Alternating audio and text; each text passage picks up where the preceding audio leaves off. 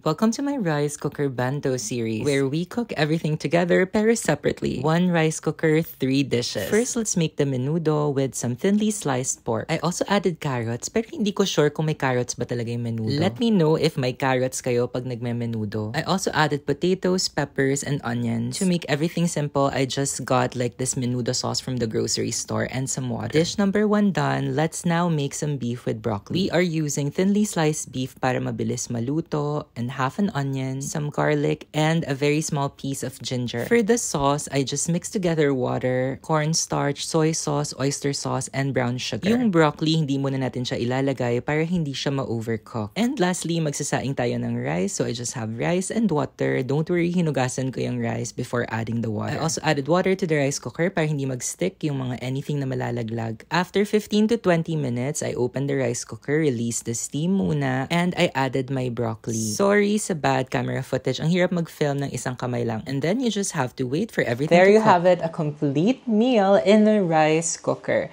So I have menudo, I have beef with broccoli, and of course I have some rice. Perfect with rice.